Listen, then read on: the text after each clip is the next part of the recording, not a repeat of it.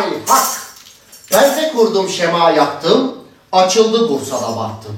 Gezerken Orhan Gazi Camisi'nde rastladım tuhaf bir adama. Adı Karagöz, derbeder bir derbeder. O konuştukça herkes onu seyreder. Sordu Sultan Orhan, bu işler neden yürümez acep? Dediler, bu ikisi sebep. Bunu duyan padişah köpürdü, ikimizin kellesi öpüldü. Vay benim canım efendim, hoş geldin, seni gördüm, bahtiyar oldum. Ben de seni gördüm, bıtkın oldum. Allah!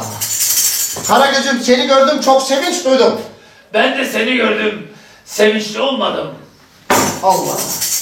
Karagöz'üm niye bana durup vurursun? Etler gene vururum Hacı Cavcav valla. Tamam vurma, elin de çok ağır. Sağır değilim ben, ağırım. Tamam vurma bak. Biz neredeyiz? Neredeyiz? Bursa'dayız. Recep bizi çekiyor.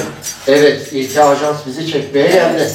Bu Ramazan'da, bu güzel Ramazan'da, bu bereketli günde bizi çekmeye geldi değil mi? Allah razı olsun, Allah çektirmesin. Peki sen Ramazan hazırlıklarını yaptın mı bakalım? Yaptım tabii. Aldın mı hurma? Aldım, turna mı? Ne yapacağım ben turnayı? Yahu turna değil, hurma. Ha, vurma. Peki sen sahura kalktın mı? Kalktım. Yedin mi sahurda, neler yedin? Vallahi böyle var ya, süzme peynir yedim. Oh güzel. Sonra sütlaç yedim. Oh çok güzel. Tarhana çorbası yedim. Sen ne yedin? Ben de bir hurma yedim, bir zeytin yedim, bir de kızarmış ekmek yedim, o kadar. Ay maşallah. Fazla yemedim. Ya senin oraya davulcu Cemil geldi mi? He geldi ya, geldi. Maniler okudu mu? Oo, çok da güzel maniler okudu var ya. Oh, maşallah. Sen bilir misin mani bakalım? Bilmez miyim ya? Ben bir tane biliyorum, bak okuyayım sana bir mani. Ramazan geldi, hoş geldi, evlere bereket geldi, huzur geldi, sağlık geldi. Ramazan-ı Şerif hoş geldi. Ramazan geldi, hoş geldi. Karnım doydu, şükrettim. Ama arkadaşım Recep'in canı börek çekti. Allah! Böyle mani mi olur canım? Karagöz Hacivat bizim çocukluğumuzdan beri, yani hemen hemen herkesin bildiği bir gölge oyunudur. Tamamıyla aslında şöyle, Karagöz Hacivat biliyorsunuz Orhan Gazi zamanında Orhan Camii yapılırken orada inşaat işçileriydi. Yani Hacivat tam tabi bunlar bir rivayet.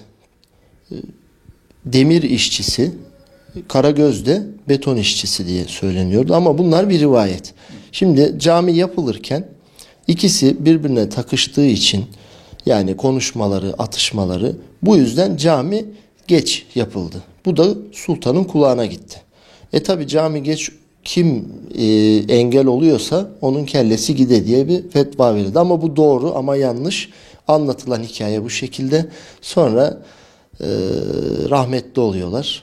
Ama tabi üzülen orada Şeyh Küşleri var. Şeyh Küşleri de onları alıp gölge oyununda deriden tasvirler yaparak, az önce de gösterdiğimiz gibi, gölgede, perdede yaşatmaya devam ediyor.